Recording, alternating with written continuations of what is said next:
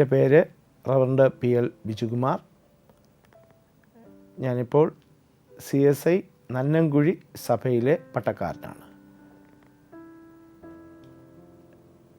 ഞാൻ പട്ടത്ത ശുശ്രൂഷയിലേക്ക് പ്രവേശിച്ചതിന് ശേഷം ഇപ്പോൾ 16 വർഷം ആയിരിക്കുന്നു. ദക്ഷിണ കേരള മഹായിടവകയിൽ 2 വർഷക്കാലം എനിക്ക് ജയിൽ മിനിസ്ട്രി ചെയ്യുവാനായിട്ട് സാധിച്ചു. ജയിൽ പുള്ളികളായിരിക്കുന്ന വ്യക്തികളുടെ മക്കൾക്ക് നൽകുന്ന ഒരു വിദ്യാഭ്യാസ ധനസഹായമാണ് ഈ ജയിൽ മിനിസ്ട്രിയിലൂടെ ചെയ്തുകൊണ്ട് ഇരുന്നത്. അതിനുള്ള ഫണ്ട് മഹായിടവകയിൽ നിന്ന് നൽകിയിട്ടുണ്ട്, പുറത്തു നിന്നും സമാഹരിച്ചിട്ടുണ്ട്. മറ്റൊരു കാര്യം ചെയ്യുവാനായിട്ട് എനിക്ക് സാധിച്ചത് കാട്ടാക്കട ക്രിസ്ത്യൻ കോളേജിൽ 1 വർഷക്കാലം ചാപ്ലൈൻ ആയി സേവനമനുഷ്ഠിപ്പാനായിട്ട് എനിക്ക് ദൈവം ഭാഗ്യം നൽകി. ഒരു പട്ടക്കാരൻ എന്നതിനേക്കാളും ഈ 2 കാര്യങ്ങളും എനിക്ക് ഈ ഒരു വേലയുടെ ഭാഗമായി ചെയ്യുവാൻ സാധിച്ചതിൽ എനിക്ക് വളരെയധികം സന്തോഷവും ഉണ്ട്. ഞാനൊരു ക്രൈസ്തവ കുടുംബത്തിൽ ജനിച്ച് വളർത്തപ്പെട്ട ഒരു മകനാണ്. എൻ്റെ മാതാപിതാക്കൾ ചെറുപ്പത്തിലെ ദൈവവിശ്വാസത്തിലാണ് എന്നെ വളർത്തിയത്. എൻ്റെ പിതാവിൻ്റെ പേര് R. പ്രഭാകരൻ, പോലീസ് ഉദ്യോഗസ്ഥനായിരുന്നു. ഇന്ന് ഈ ഭൂമിയിൽ ഇല്ല. അമ്മ KC ലില്ലിഭായി, അമ്മയും ഇന്ന് ഈ ഭൂമിയിൽ ഇല്ല. എങ്കിലും അവരുടെയൊക്കെ പ്രാർത്ഥന ഞാനൊരു വൈദികനായി തീരുവാൻ ഏറ്റവും അധികം സഹായിച്ചു എന്നുള്ളത് ആണ്. ചെറുപ്പത്തിലെ ഒരു വൈദികനാവുക എന്നുള്ളത് എൻ്റെ മാതാപിതാക്കൾ പല പ്രാവശ്യം എന്നോട് പറഞ്ഞുവെങ്കിലും നാളുകൾ കഴിഞ്ഞപ്പോൾ അതിനോടുള്ള ഒരു താല്പര്യം എനിക്ക് കുറഞ്ഞു പോവുകയാണ് ചെയ്തത്. എൻ്റെ മനസ്സ്, എൻ്റെ കാഴ്ചപ്പാടുകൾ ഇവയൊക്കെ ഇതിൽ നിന്ന് മറ്റൊരു മണ്ഡലങ്ങളിലേക്ക് എത്തിച്ചേരുവാനായിട്ട് ഇടയായി തീർന്നു. എന്നാൽ മാതാപിതാക്കളുടെ നിരന്തരമായ പ്രാർത്ഥന അത് എൻ്റെ ജീവിതത്തെയും എൻ്റെ മനസ്സിനെയും മാറ്റി എന്ന് ഞാൻ നിങ്ങളോട് പറയുവാൻ ആഗ്രഹിക്കുന്നു. അതുകൊണ്ട് തന്നെയാണ് എൻ്റെ ഡിഗ്രി പഠനത്തിൽ വെച്ച് തന്നെ ദക്ഷിണ കേരള മഹായിടവകയിലെ ഒരു സഭയിൽ ഒരു സഭാ ശുശ്രൂഷകനായിട്ട് പ്രവേശിപ്പാനായിട്ടുള്ള ഭാഗ്യം ലഭിച്ചത്. എൻ്റെ ഡിഗ്രി പഠനം കാട്ടാക്കട ക്രിസ്ത്യൻ കോളേജിൽ ആയിരുന്നു. എന്നാൽ ആ ഒരു പഠനകാലത്തിന് ശേഷം മാതാപിതാക്കളുടെ നിരന്തരമായ പ്രാർത്ഥനയും എന്നോടുള്ള അവരുടെ താല്പര്യവും കൊണ്ട് എനിക്ക് ഈ ഒരു ഭാഗത്തേക്ക് വരുവാൻ ദൈവം ഇടയാക്കി എന്നുള്ളതാണ്. തുടർന്ന് കണ്ണമൂല വൈദിക സെമിനാരിയിൽ 4 വർഷക്കാലം വൈദിക വിദ്യാഭ്യാസം ചെയ്യുവാൻ സാധിച്ചു. അതിനുശേഷം ദക്ഷിണ കേരള മഹായിടവകയിൽ വിവിധ സഭകളിൽ പട്ടക്കാരനായി ശുശ്രൂഷ ചെയ്യുവാൻ ദൈവം ഭാഗ്യവും നൽകി. 2008 എൻ്റെ ഓർഡിനേഷൻ എന്ന് പറയുന്നത്. ഇപ്പോൾ ഞാൻ നന്നംകുഴി CSI സഭയിൽ സഭാ ശുശ്രൂഷകനായി സേവനം അനുഷ്ഠിക്കുന്നു. എനിക്ക് ഒരു ഭാര്യയുണ്ട്, ഒരു മകളുണ്ട്. ഭാര്യ കാട്ടാക്കട ക്രിസ്ത്യൻ കോളേജിൽ അധ്യാപികയാണ്. എൻ്റെ മകൾ കാട്ടാക്കടയിലുള്ള വിശ്വദീപ്തി സ്കൂളിൽ 9ാം സ്റ്റാൻഡേർഡിൽ പഠിക്കുകയും ചെയ്യുന്നു.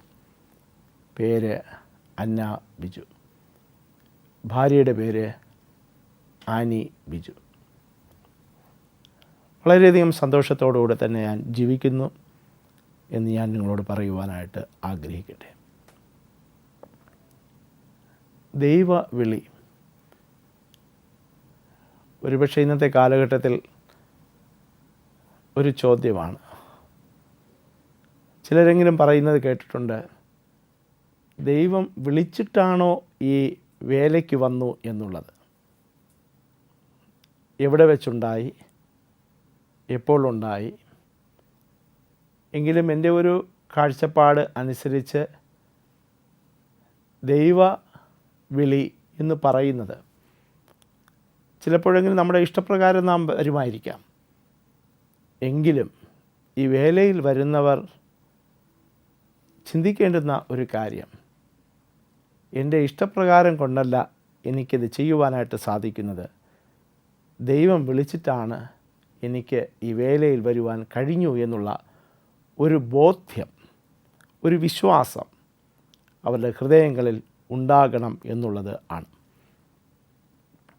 വേദപുസ്തകത്തിൽ പലയിടങ്ങളിലും ദൈവവിളിയെക്കുറിച്ച് നമുക്ക് വായിക്കുവാനായിട്ട് സാധിക്കും. തിമോത്തിയോസിൻ്റെ ലേഖനത്തിൽ പറയുന്ന ഒരു കാര്യം, അവിശ്വസ്തരായിരുന്ന നമ്മെ വിശ്വസ്തനായി എണ്ണിയ ദൈവത്തിന് സ്തോത്രം എന്നുള്ളതാണ്. വീണ്ടും വേദപുസ്തകം വായിക്കുമ്പോൾ കാണുവാൻ കഴിയുന്നത്, നാം ദൈവത്തെ സ്നേഹിച്ചതല്ല, അവൻ നമ്മെ ആദ്യം സ്നേഹിച്ചു എന്നുള്ളതാണ്. നാം ദൈവത്തെ സ്നേഹിക്കുന്നതിന് മുൻപേ ദൈവം നമ്മെ സ്നേഹിച്ചു. ആ ഒരു സ്നേഹമാണ് ഈ ഒരു വേലയിൽ ഒരു മനുഷ്യനെ നിലനിൽക്കുവാനായിട്ട് സാധിക്കുന്നത് എന്നുള്ളതാണ്. ഒരുപക്ഷെ ഈ വിളി കേട്ട് ഇറങ്ങിയിട്ടുള്ളവർ ആരും ഇന്നുവരെയും നശിച്ചു പോയിട്ടില്ല എന്ന് ഞാൻ പറയുവാൻ ആഗ്രഹിക്കുന്നു. ദൈവം വിളിച്ചതുകൊണ്ട് ആരും ദുഃഖിക്കേണ്ടി വന്നിട്ടില്ല. ജീവിതത്തിൽ സന്തോഷം മാത്രമേ അനുഭവിക്കേണ്ടതായിട്ട് വന്നിട്ടുള്ളൂ. ഒരുപക്ഷെ മനുഷ്യൻ്റെ കണ്ണുകളിൽ അത് ദുഃഖമെന്ന് തോന്നിയാലും ദൈവത്തിൻ്റെ മുൻപിൽ അതൊരു സന്തോഷമായിട്ടാണ് വേദപുസ്തകം നമ്മെ പഠിപ്പിക്കുന്നത്. വേദപുസ്തകത്തിൽ ദൈവം പലരെയും വിളിച്ചിട്ടുണ്ട്. ഉൽപ്പത്തി പുസ്തകം വായിക്കുമ്പോൾ ദൈവം അബ്രഹാമിനെ വിളിച്ചത് പറഞ്ഞിരിക്കുകയാണ്. ഉൽപ്പത്തി പുസ്തകത്തിൽ ദൈവം അബ്രഹാമിനെ വിളിച്ചത് പറഞ്ഞിരിക്കുകയാണ്. ദൈവം അബ്രഹാമിനോട് പറഞ്ഞത് എന്ത് ആകുന്നു? അവിടെ ബൈബിൾ പറയുന്നത്, നീ നിൻ്റെ ദേശത്തെയും ചാർച്ചക്കാരെയും വിട്ട് ഞാൻ നിന്നെ കാണിപ്പാനിരിക്കുന്ന ദേശത്തേക്ക് പുറപ്പെട്ട് പോകാം. ദൈവം ഒരു മനുഷ്യനെ വിളിക്കുമ്പോൾ അവൻ്റെ ജീവിതത്തിൽ പലതും ഉപേക്ഷിക്കേണ്ടതായിട്ട് വരും. ഇത് ഒരു പരമപ്രധാനമായ ഒരു കാര്യമാണ്. ദൈവമൊന്നും വേണ്ട എന്നല്ല പറയുന്നത്, പക്ഷേ ദൈവം വിളിക്കുന്നത് വെറുതെ അല്ല. ദൈവം വിളിക്കുന്നത് അനുഗ്രഹിക്കുവാനാണ്. അബ്രഹാമിൻ്റെ ജീവിതം തന്നെ നോക്കുക. അബ്രഹാമിനോട് ദൈവം പറഞ്ഞു, ഞാൻ നിൻ്റെ പേർ വലുതാക്കും. ഒരുപക്ഷെ 3 മേജർ റിലീജിയനാണുള്ളത്.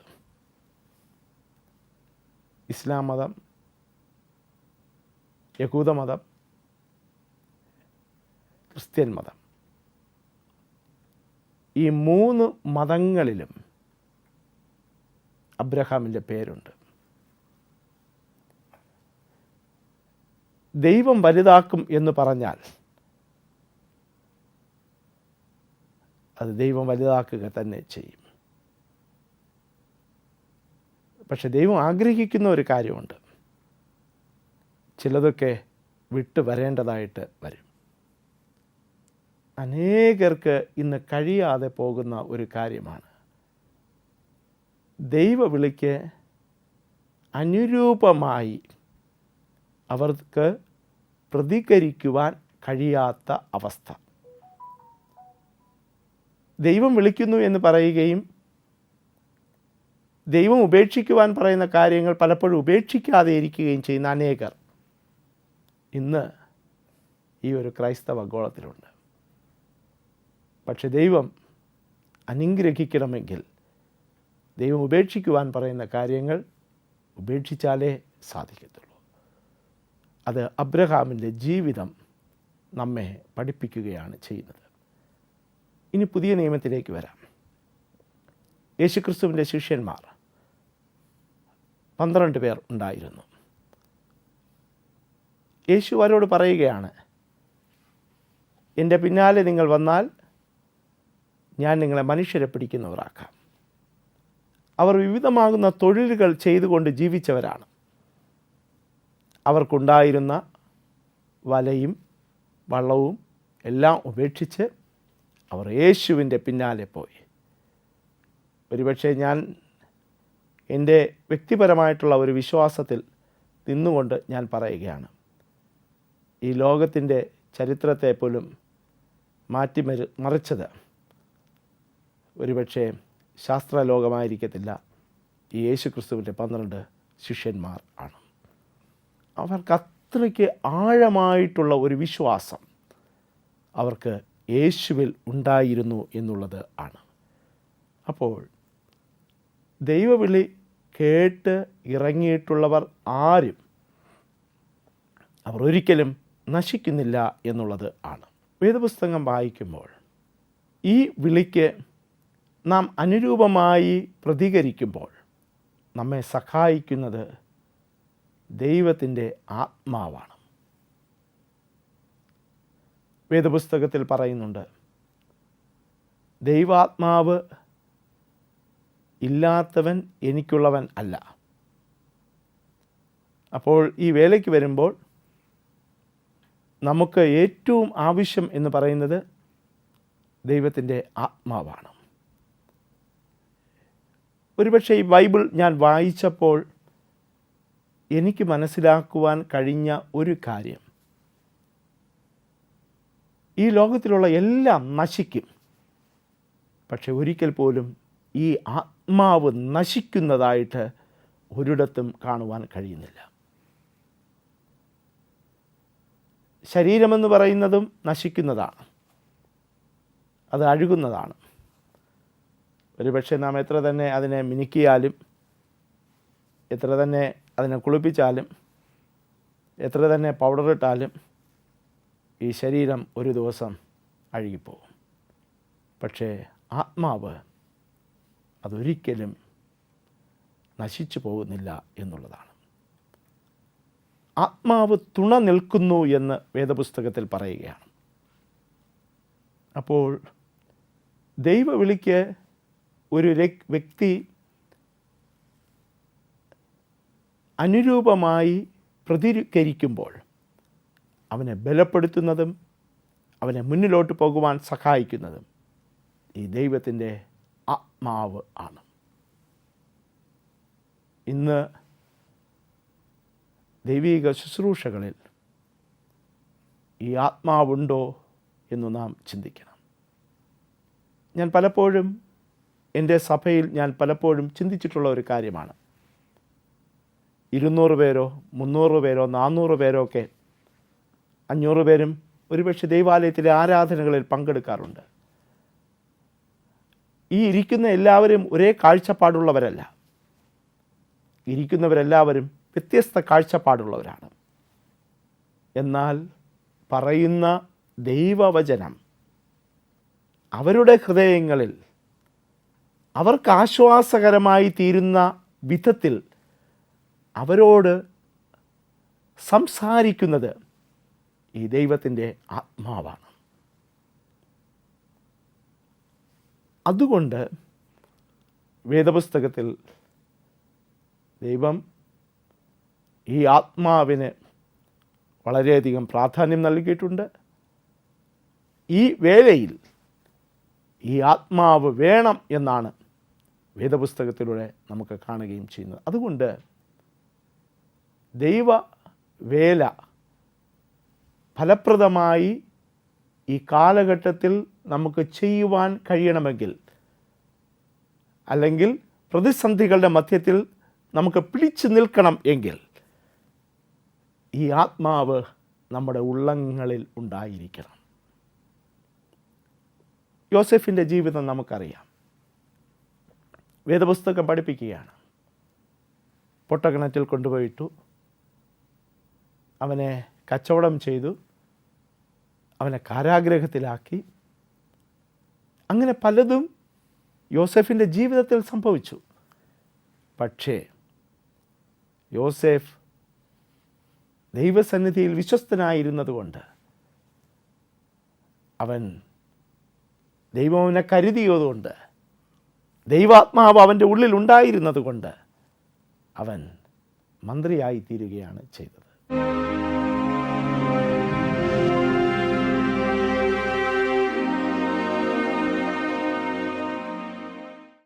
എൻ്റെ ജീവിതത്തിൽ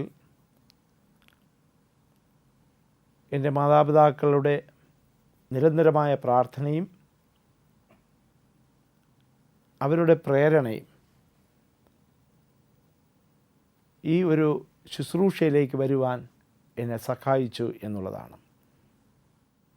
എൻ്റെ യുവത്വ കാലഘട്ടത്ത് പലവിധത്തിലുള്ള പ്രവർത്തനങ്ങൾ ഞാൻ ചെയ്തിരുന്നു, ധന സമ്പാദിക്കുവാൻ വേണ്ടി. എന്നെ ഏറ്റവും അധികം സ്പർശിച്ച വേദപുസ്തകത്തിലെ ഒരു വാക്യമുണ്ട്. അത് അപ്പോസ്തലനായ പൗലോസ് പറഞ്ഞ വാക്യമാണ്. ക്രിസ്തു നിമിത്തം ഞാൻ ലാഭമായിരുന്നതൊക്കെയും ഛേദം എന്ന് എണ്ണുന്നു. എന്നെ ഒരുപക്ഷെ അതിന് ഏറ്റവും അധികം നിർബന്ധിച്ചത് അന്ന് എൻ്റെ ഇടവകയിലെ പട്ടക്കാരൻ ആയിരുന്നു. ദൈവവേല ചെയ്യുന്നെങ്കിൽ ദൈവവേല ചെയ്യണം, ഇല്ല എങ്കിൽ മറ്റ് ബിസിനസ്സുകൾ ചെയ്ത് ജീവിക്കണം. ഒരുപക്ഷെ അന്നത്തെ ആ ഒരു പട്ടക്കാരൻ്റെ വാക്കുകൾ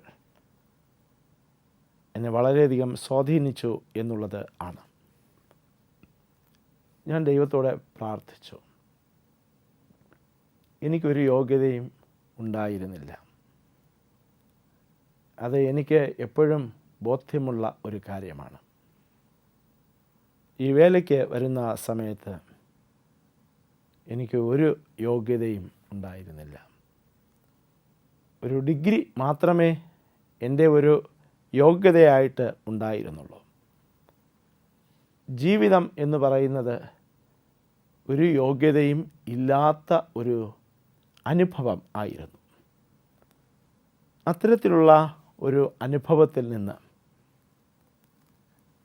ദൈവം തൻ്റെ വേലയ്ക്ക് വേണ്ടി എന്നെ വിളിച്ചു എന്നുള്ളത് ആണ്. ഒരുപക്ഷെ ആ സമയത്ത് മനുഷ്യൻ്റെ കണ്ണിൽ എന്നെ എത്രത്തോളം യോഗ്യത ഉണ്ട് എന്ന് പലരും വിമർശിച്ചിട്ടുണ്ട്. പക്ഷേ ദൈവം തിരഞ്ഞെടുത്തത് തന്നെയാണ്. വേദപുസ്തകം പറയുന്ന ഒരു സുന്ദരമായ വാക്യമുണ്ട്. മനുഷ്യൻ പുറമേ നോക്കുന്നു, ദൈവമോ നിൻ്റെ ഹൃദയങ്ങളെ നോക്കുന്നു. ആ ദൈവം എന്നെ കണ്ടു, എൻ്റെ ഹൃദയത്തെ കണ്ടു, എൻ്റെ മാതാപിതാക്കളുടെ ഹൃദയത്തെ കണ്ടു. അവരുടെ പ്രാർത്ഥന, അവരുടെ ആഗ്രഹം, ഒരുപക്ഷെ എൻ്റെയും വ്യക്തിപരമായിട്ടുള്ള പ്രാർത്ഥനയും എൻ്റെയും ആഗ്രഹവും ദൈവം പൂർണ്ണമായും മനസ്സിലാക്കി. ദൈവം എന്നെ അവൻ്റെ വേലയ്ക്ക് വേണ്ടി വിളിച്ചു. ഞാൻ വളരെയധികം സന്തോഷത്തോടെ ആ വേല ചെയ്തു. ഞാൻ ഒരുപക്ഷെ വലുതായിട്ടൊന്നും ഈ ഒരു സുവിശേഷ വേലയിൽ പ്രവർത്തിച്ചിട്ടില്ല. എങ്കിലും യഹോവയായ ദൈവം ഒരു യോഗ്യതയുമില്ലായിരുന്ന എന്നെ തൻ്റെ വേലയ്ക്ക് വേണ്ടി വിളിക്കുകയും അവൻ വിളിച്ച സ്ഥലത്ത് വിശ്വസ്തയോടെ എന്നെ നിർത്തുകയും ചെയ്തു. ഒരുപക്ഷെ പ്രയാസങ്ങളുണ്ടായിട്ടില്ല എന്ന് ഞാൻ പറയുന്നില്ല. പ്രയാസങ്ങളൊക്കെ എനിക്കുണ്ടായിട്ടുണ്ട്, ബുദ്ധിമുട്ടുകളുണ്ടായിട്ടുണ്ട്, ഒറ്റപ്പെട്ടു പോയ അനുഭവങ്ങൾ ഉണ്ടായിട്ടുണ്ട്. ആ നിമിഷങ്ങളിൽ ഒക്കെ എനിക്ക് ബലം തന്ന ഒരു ദൈവം ഉണ്ടായിരുന്നു എന്നുള്ളതാണ്. ശാരീരികമായി അവശത അനുഭവിച്ചു പോയ നിമിഷങ്ങൾ എൻ്റെ ജീവിതത്തിലുണ്ടായിട്ടുണ്ട്. വർഷങ്ങൾക്ക് മുൻപേ ഞാൻ ഒരു വീട്ടിൽ പ്രാർത്ഥനയ്ക്കായിട്ട് ഇരുന്നപ്പോൾ എന്നോടുകൂടെ ഒരാൾ വന്ന് പറഞ്ഞത് ഇങ്ങനെയാണ്: അച്ഛൻ മരിച്ചു പോകുമെന്നാണല്ലോ ഞങ്ങൾ കേട്ടത്, പക്ഷേ അച്ഛനെ കണ്ടപ്പോൾ ഞങ്ങൾക്ക് ആശ്ചര്യം തോന്നുന്നു എന്ന്. ഞാൻ പറഞ്ഞത് മറ്റൊന്നും കൊണ്ടല്ല. ഈ വേലയിൽ വന്നപ്പോൾ ജീവിതത്തിൽ പ്രയാസങ്ങളും പ്രതിസന്ധികളും എല്ലാം ഉണ്ടായി. അപ്പോഴൊക്കെ എന്നെ ദൈവം ബലപ്പെടുത്തി എന്നുള്ളത് ആണ്. എനിക്ക് ആരോഗ്യം നൽകി, എനിക്ക് ജീവിതത്തിലുള്ള മറ്റ് ഭാഗ്യങ്ങളൊക്കെ ഈ ദൈവം എനിക്ക് നൽകുവാൻ ഇടയായി തീർന്നു. അതുകൊണ്ട് തന്നെയാണ് ഒരുപക്ഷെ എനിക്ക് ഇന്ന് ഈ ഒരു പ്രോഗ്രാമിലും പങ്കെടുക്കുവാനായിട്ട് സാധിച്ചത്.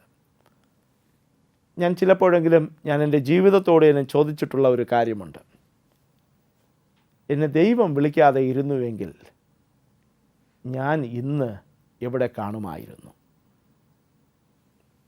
ഞാൻ എന്നോട് എന്നെ ചോദിച്ചിട്ടുള്ള ഒരു ചോദ്യമാണ്.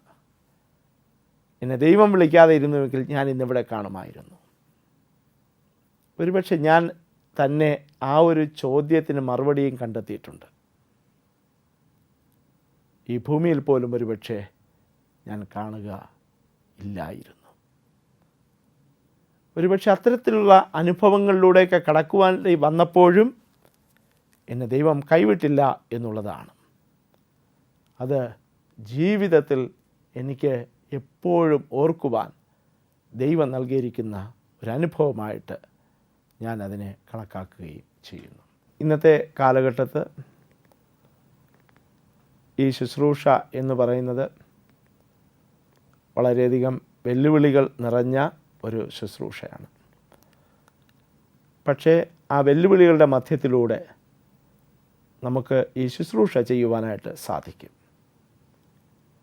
അത് എങ്ങനെയെന്ന് ചോദിച്ചാൽ ദൈവാത്മാവിൻ്റെ സഹായം ഉണ്ട് എങ്കിൽ അത് പ്രാപിച്ചുകൊണ്ട് ഈ ശുശ്രൂഷ ചെയ്യുവാൻ ഈ കാലഘട്ടത്തിൽ ദൈവം തുടർന്നും സഹായിക്കട്ടെ എന്ന് ഞാൻ പ്രാർത്ഥിക്കുകയും ആശംസിക്കുകയും ചെയ്തുകൊണ്ട് എൻ്റെ വാക്കുകളെ ഞാൻ ഉപസംഹരിക്കുന്നു. ദൈവം നമ്മെ എല്ലാവരെയും അനുഗ്രഹിക്കട്ടെ. ആമേൻ. മതിയല്ലോ.